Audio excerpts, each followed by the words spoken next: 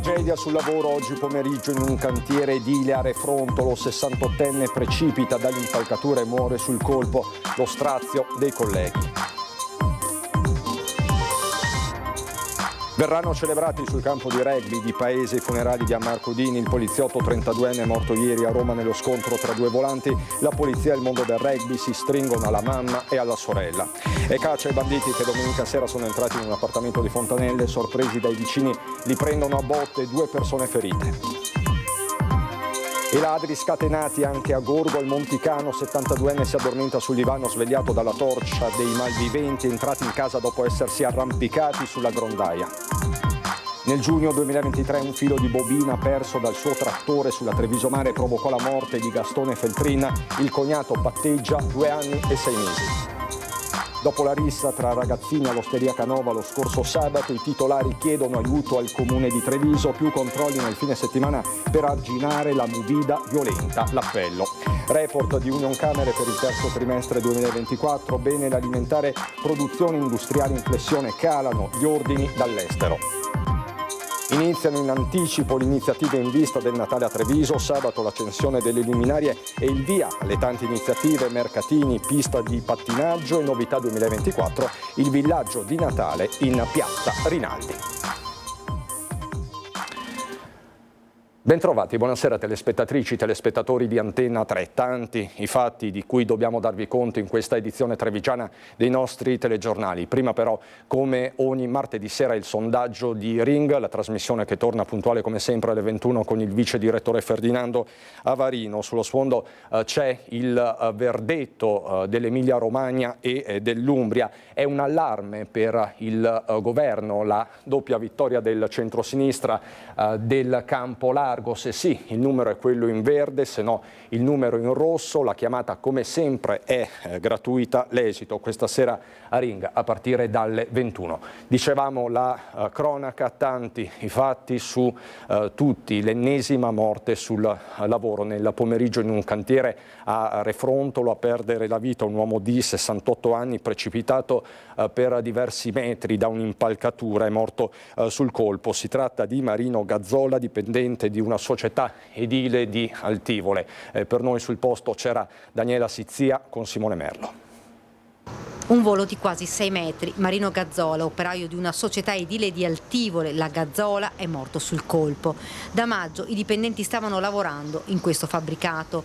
Il cantiere prevede, secondo il cartellone esposto all'esterno, dei lavori di ristrutturazione con demolizione, ricostruzione e cambio d'uso con ricavo di una nuova abitazione e attività turistica. In pratica si stava realizzando un B&B. Nel pomeriggio la tragedia, l'uomo è salito sull'impalcatura, poi, per ragioni che dovranno essere accertate, è precipitato battendo violentemente la testa a terra. Sul posto sono arrivati immediatamente i soccorsi, ma per Gazzola non c'era più nulla da fare. Immediati gli accertamenti da parte degli uomini dello Spisal, del LUS 2 e dei Carabinieri. È subito accorso anche il sindaco di Refrontolo, Mauro Canal. Qua quando si vedono scene del genere si rimane senza parole. Sono cose che non dovrebbero accadere, ma di fatto ci sono e anche con una certa frequenza. Ecco, io non è che abbia tante cose da aggiungere se non le scene un po' strazianti che ho visto qui nel cantiere, anche di disperazione dei titolari di questa persona e anche di colleghi di lavoro, insomma, che quasi sembrava impossibile potesse accadere proprio a loro. Un lavoratore esperto, preciso e attento, così lo descrivono tutti. Dal cantiere è uscito sconsolato il proprietario dell'immobile, non riesce a darsi pace. Lui gestisce assieme alla figlia anche il ristorante che si trova accanto. Questa è di proprietà del papà? Sì, è proprietà del papà, sì. Una tragedia che non ci si poteva aspettare? No, nessuno poteva aspettarsi una cosa del genere. Lei ha sentito l'ambulanza, poi è corsa? Io solo ho sentito l'ambulanza, sono scesa perché pensavo fosse mio padre, invece dopo no. Purtroppo mi dispiace per la famiglia, quello sì, perché non me ne sarei mai aspettato, sinceramente. Il cordoglio unanime dei sindacati ai quali si unisce il segretario regionale del Partito Democratico, il senatore Andrea Martella. Morire del lavoro, dice, non è accettabile. Il rispetto delle normative e delle procedure di sicurezza, che non sono un costo o un lusso, è un dovere al quale corrisponde il diritto di ogni lavoratore alla sicurezza e alla vita. Ed è morto sul lavoro anche il giovane Amar Kudin, il poliziotto tragicamente scomparso in un incidente ieri mattina a Roma. Il giovane 32enne di Paese sarà ricordato con una cerimonia presso lo stadio del rugby Visentin a Paese. Intanto nel primo pomeriggio la questore di Treviso, Alessandra Simone, ha portato il proprio cordoglio alla madre e alla sorella del 32enne. Sì, ieri sera la famiglia ci ha chiesto questa possibilità e avrebbe piacere di farlo proprio sul campo da rugby. Pierluigi Pozzebon, presidente del Paese Rugby, trattenendo a stento l'emozione nel ricordare il giovane 32enne tragicamente scomparso in un incidente a Roma, comunica ufficialmente che l'ultimo saluto ad Amar Kudin si terrà presso lo stadio di rugby Visentina Paese. L'arrivo della salma è previsto per domani. Superate alcune questioni burocratiche, il funerale potrà svolgersi nel campo di gioco, circondato dall'affetto degli amici e dei tanti compagni di squadra che con il giovane poliziotto hanno condiviso momenti di gioia e sfide sportive. Sarà uno spazio adatto a riunire tutta la comunità, i colleghi di lavoro e l'arrivo delle squadre dove Amar aveva giocato. Treviso, Sandonà, le Fiamme Oro, la famiglia del rugby Paese si stringerà sicuramente tutto attorno in questo evento. Una famiglia già provata. Il padre del poliziotto era stato ucciso nella guerra dell'ex Jugoslavia. La madre, allora incinta di Amar, fuggì dall'inferno per trovare rifugio a Paese. Nella casa di famiglia il viavai è continuo. La questora di Treviso, Alessandra Simone, ha portato il cordoglio della polizia visitando la madre e la sorella di Amar, chiuse in un doloroso silenzio. L'incidente che è costato la vita all'agente scelto della Polizia di Stato Amar, già brillante atleta delle Fiamme Oro, ha dichiarato la dottoressa Simone, è una tragedia che ha scosso l'intera comunità dei poliziotti trevigiani. La questura di Treviso offrirà il massimo supporto e vicinanza ai familiari, consapevoli che non sarà sufficiente a colmare l'immenso dolore per la sua perdita. Il 32enne negli ultimi giorni aveva chiesto il trasferimento a Treviso per stare con la fidanzata, con cui si sarebbe dovuto sposare a inizio anno, anche per essere vicino alla mamma e la sorella maggiore. A Paese tutti lo conoscevano e ora sono sconvolti. Frequentava qui il bar, insomma, sin da ragazzino, conosco anche bene la mamma e la sorella. È una notizia che comunque ha scioccato tutti quanti, perché insomma, brave persone, e non ce lo aspettavamo, ecco. Nel frattempo le indagini dovranno stabilire l'esatta dinamica e le eventuali responsabilità del tragico schianto costato la vita al poliziotto. Come atto dovuto, i conducenti delle due volanti coinvolte potrebbero essere indagati per omicidio e lesioni stradali. Si lavora anche per acquisire le immagini registrate dalle telecamere della zona e quelle delle auto della polizia.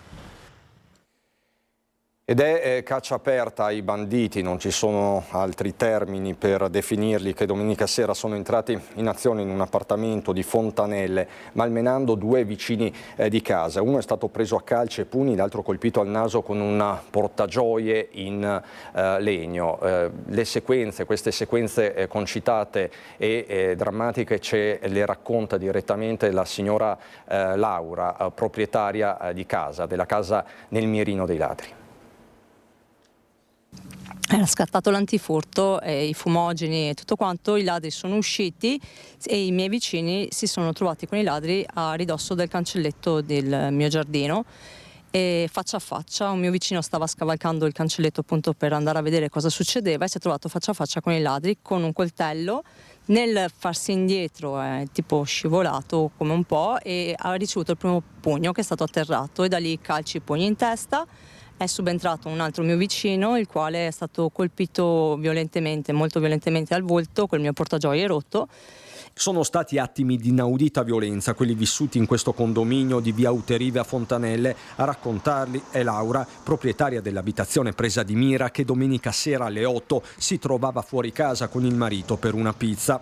Di questa assenza hanno approfittato i ladri, che prima si sono introdotti nell'appartamento al piano terra e poi si sono dati alla fuga una volta che il sistema antifurto si è messo a suonare. Accorrono così i due vicini di casa, un quarantenne e un cinquantenne. Il primo viene minacciato con il coltello e poi preso a calci e pugni. Il secondo, che corre in suo aiuto, è colpito al volto con il portagioie in legno appena rubato. Setto nasale rotto, vabbè, la botta molto violenta, e poi a un certo punto si sono allontanati, sono andati via, ecco. Non c'è stato niente, più di niente da fare, perché quando vedi che hanno un coltello, a un certo punto uno si tira indietro. Entrambe le vittime devono ricorrere alle cure mediche. Per Laura e la sua famiglia si tratta del secondo furto in una settimana. Lo stesso sistema d'allarme era stato installato da pochissimi giorni. Che la settimana scorsa mi avevano già portato via tutto, in giro di 7 giorni due furti, tra l'altro di quell'entità, il primo soprattutto che è tutto all'aria, avevano già portato via tutto, io non ho più niente, già da domenica scorsa. Intanto è caccia ai malviventi. L'accusa è quella di rapina aggravata con le telecamere della zona passate a setaccio dai carabinieri, ma qui in via Uterive restano rabbia e timori. La preoccupazione è per i vicini che si sono messi in prima persona e insomma non stanno per niente bene, quindi ci sentiamo, non dico in colpa, però un pochino, e poi ti viene il senso di vendetta. A me è salito il senso di vendetta, rabbia e senso di vendetta. Questo è brutto da dire, però così.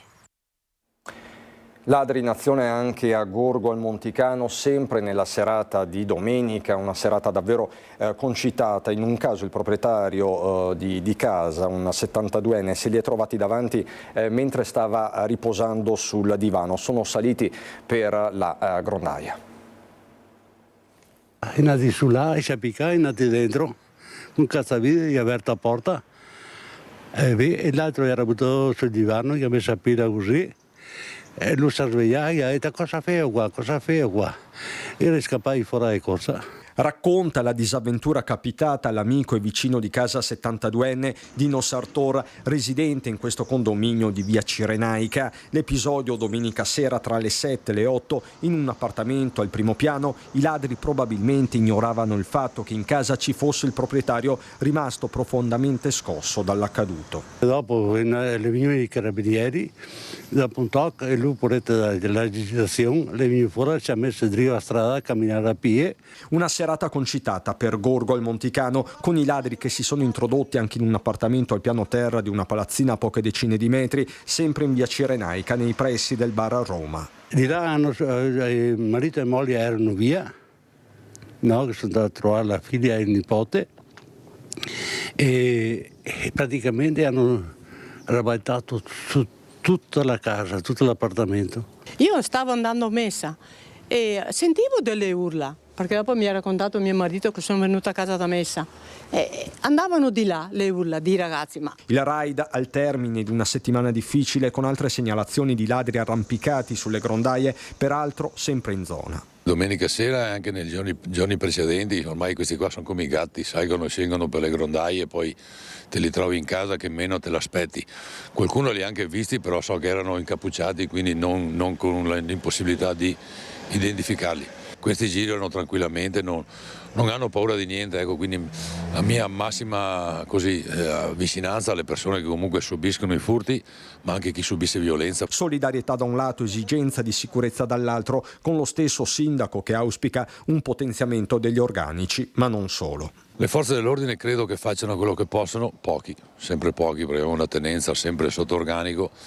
Il periodo giusto, forse mi sembra quasi che la storia si ripete ogni anno. Dobbiamo cercare di trasmettere serenità alle persone, quindi chi può fare questo? Forze dell'ordine, magistratura, ragazzi, cerchiamo tutti assieme di fare il nostro dovere al meglio, insomma, ecco.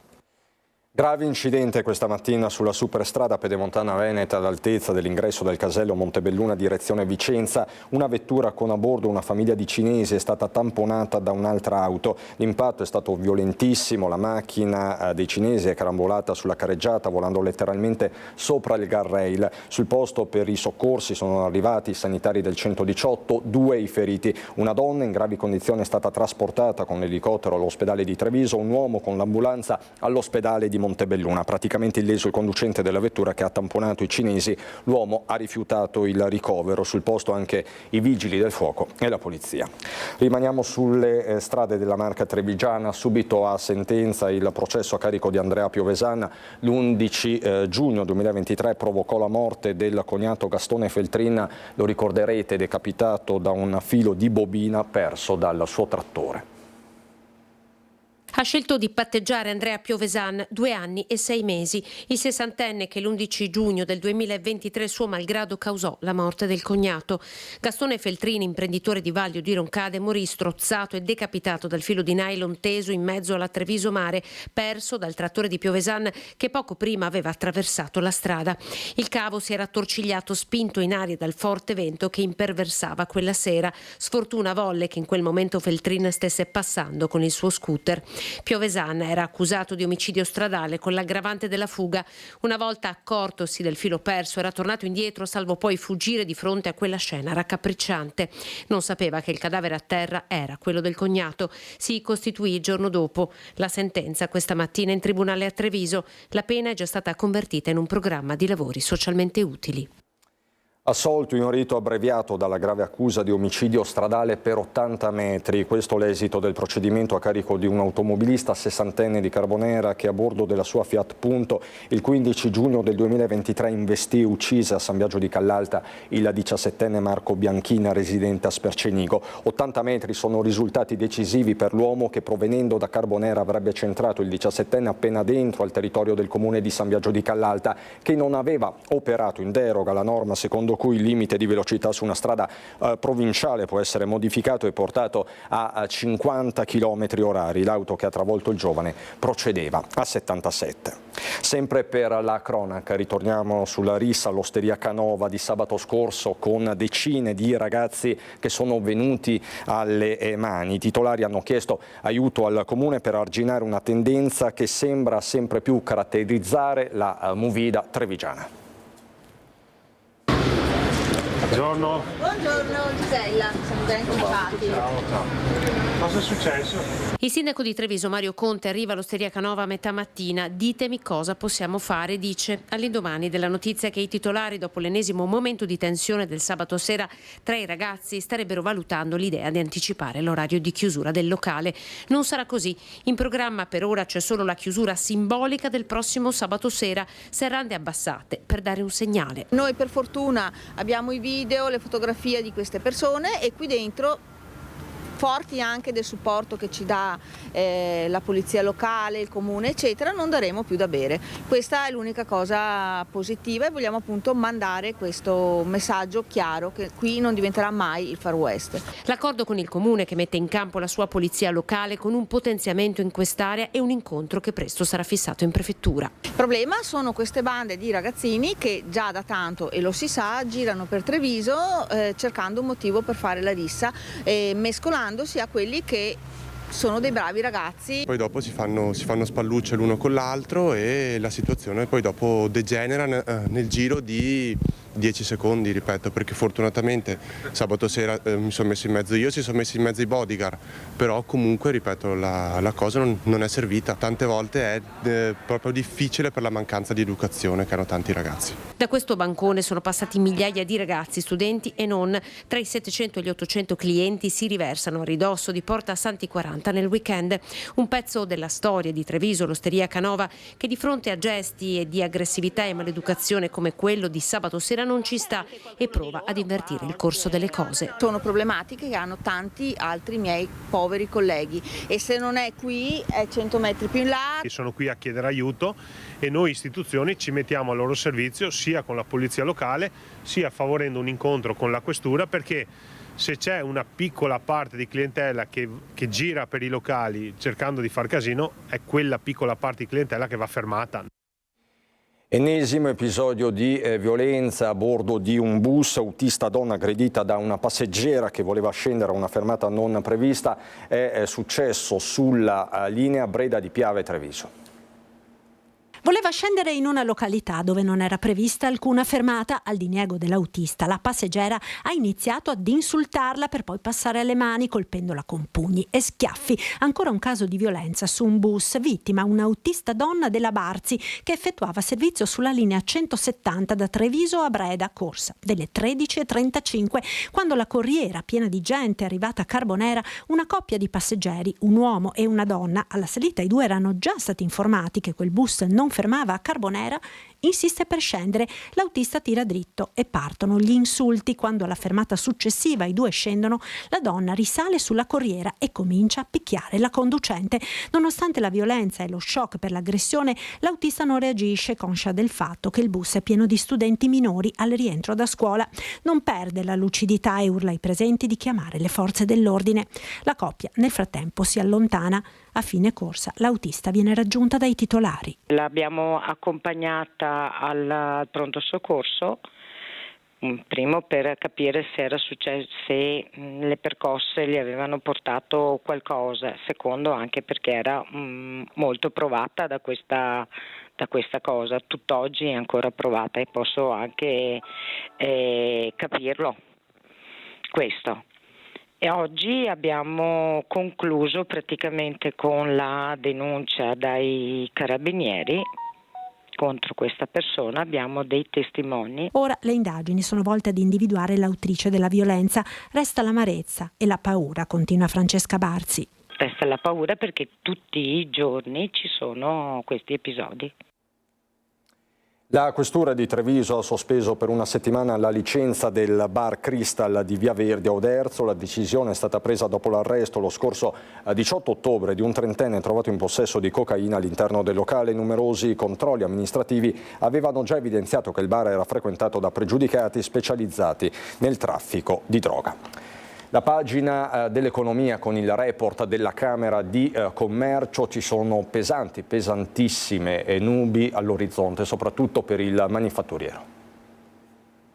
La Germania è il motore dell'economia di tutta l'Europa, automaticamente c'è da aspettarsi che anche nel mondo delle imprese del nord-est in particolare ci sia un contraccolpo che più o meno forte. Sesto trimestre consecutivo di calo della produzione industriale, con il manifatturiero che segna addirittura un meno 7,1%, un dato atteso dopo mesi di boom post-Covid ma che oggi inizia a preoccupare. Attorno al tavolo in Camera di Commercio riuniti Centro Studi, Veneto Lavoro, il presidente di Unioncamere Veneto Antonio Santocono e il presidente della Camera di Commercio Treviso Belluno Mario Pozza. Dati alla mano è la crisi dell'automotive con la recessione tedesca a trascinare con sé il dato negativo delle imprese venete che per larga parte si occupano di componentistica, 528 in Veneto, 116 solo a Treviso. Troppo deboli le politiche messe in campo dal governo a sostegno del cambiamento. Le imprese chiedono di avere incentivi allo sviluppo, credono che il governo si impegni soprattutto a livello europeo per quanto riguarda le tematiche legate alla sostenibilità ambientale. Bisogna ripensare sicuramente a questa politica, bisogna ripensare che il 2035 come momento delle emissioni zero, come momento dell'elettrico 100% è una data assolutamente inattuabile. È un problema legato all'Europa. Se l'Europa non mette risorse in una politica industriale a sostegno delle proprie industrie, l'automotive europeo può metterci la croce di Sant'Andrea. Altro capitolo, il manifatturiero, crolla il settore moda, 70.000 addetti in Veneto, 12 miliardi di export. Nonostante la deflazione i consumi non decollano, i prezzi restano alti, mentre la capacità di spesa delle famiglie è modesta. Cambiano anche le tendenze, i veneti scelgono viaggi e salute preferiti rispetto ai beni materiali. Per il presidente Mario Pozza è tempo di guardare a nuovi mercati. India e Cina stanno confermando il trend al rialzo con un più 4 e un più 7% di tasso di crescita del PIL. C'è il mercato dell'America Latina, per dire, c'è adesso il piano Mattei, c'è gli Emirati Arabi, il mercato asiatico stesso, quindi il mondo è grande e per il Made in Italy ci sono tante opportunità ancora. Dall'economia alla politica con il sindaco di Treviso, il leghista Mario Conte, che dopo le critiche aspre isola il presidente del Circolo Trevigiano di Fratelli d'Italia Gino Balbinotto. Gli assessori in giunta stanno con me, dice Conte. Mi sono confrontato con i rappresentanti di Fratelli d'Italia in giunta che hanno preso le distanze da questo comunicato e questo francamente mi rincuora. Sentirò anche il capogruppo perché di sicuro io non ho denigrato nessuno, ci mancherebbe, ho fatto delle valutazioni politiche come tutti fanno, però evidentemente Gino Balbinotto, ma credo a questo punto solo lui, si è sentito offeso. Mario Conte è sicuro del fatto suo, la nota stampa diramata dal Circolo Cittadino di Fratelli d'Italia non rappresenta la linea del partito o perlomeno quella degli assessori in giunta. Di sicuro però l'assessore Vettoretti e Sernagiotto, che hanno preso le distanze da quel comunicato stampa, non si sentono in alcun modo né denigrate né escluse dai lavori della Giunta. Tanto basta quindi a Conte per isolare Balbinot, che lo aveva redarguito per alcune sue dichiarazioni rilasciate ai giornali. Il sindaco Conte, l'attacco del meloniano, distingue la destra dalla Lega come se Fratelli d'Italia non facesse parte della coalizione con cui è stato eletto al primo turno, lo sfogo. Nel mirino i passaggi di Conte, secondo cui Fratelli d'Italia non avrebbe sul territorio le stesse competenze della Lega, altro capitolo, quello dell'autonomia, dopo la pronuncia della Corte Costituzionale, con Balbinot che ricorda al leghista che la legge c'è soltanto grazie a Fratelli d'Italia, mentre Conte, sempre via stampa, aveva invitato i conservatori a non illudersi, messaggio definito da Balbinot incomprensibile e da chiarire.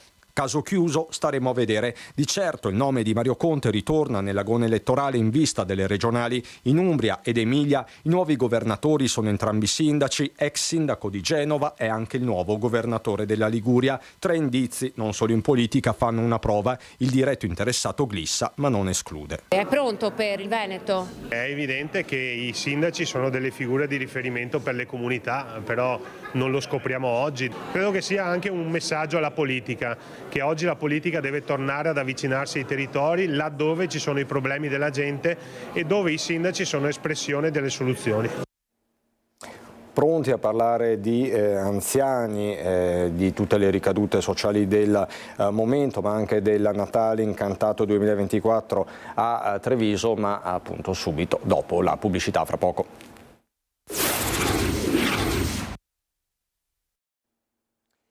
Di nuovo in diretta per parlare di anziani in Veneto con il nostro Lucio Zanato che presenta un'indagine della CIA regionale.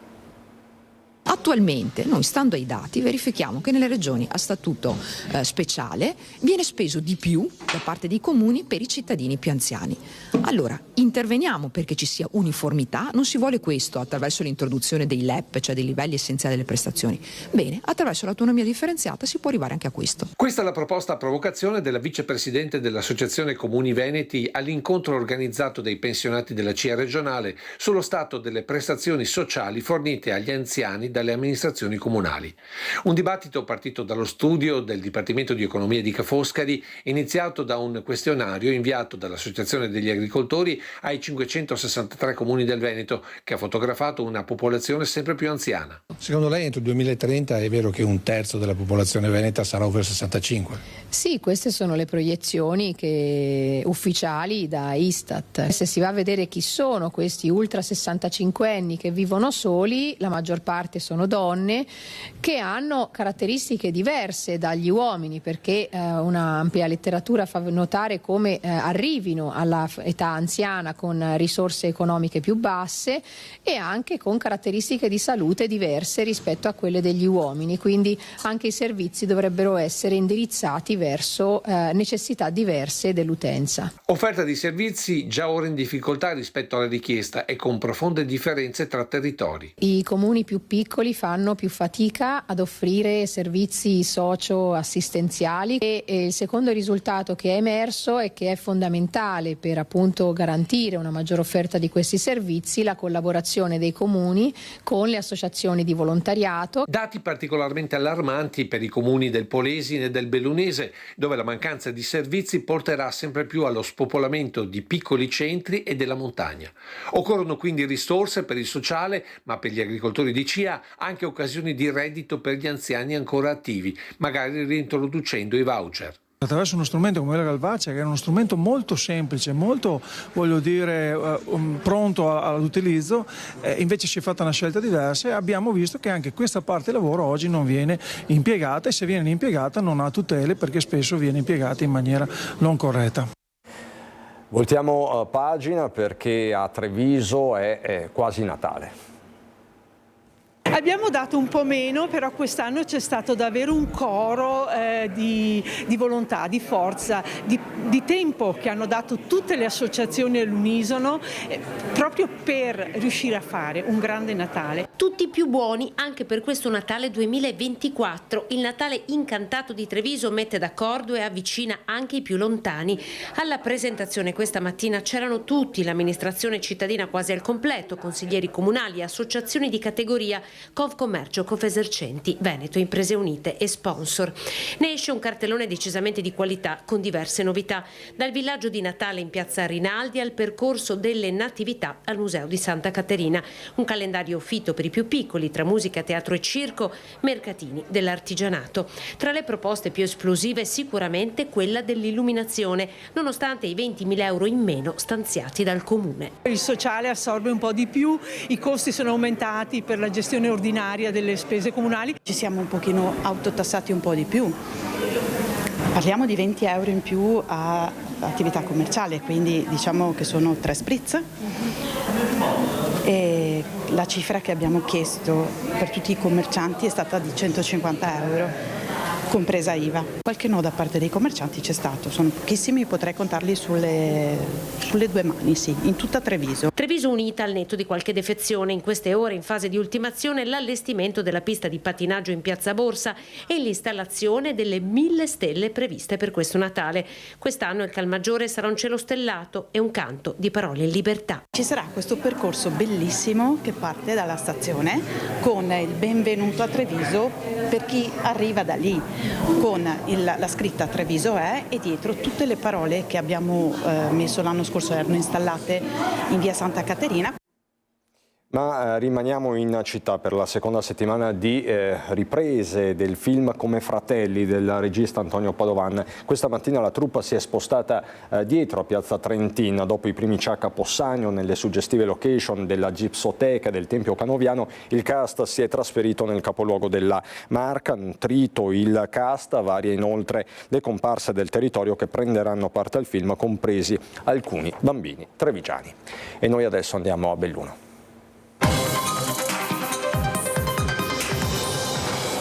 La cronaca in primo piano per la pagina del Bellunese. 4 minori sono stati denunciati per la rapina dello scorso settembre a Feltre ai danni di un loro coetaneo. Le indagini dei carabinieri chiudono il cerchio su una vicenda che aveva profondamente turbato la comunità feltrina.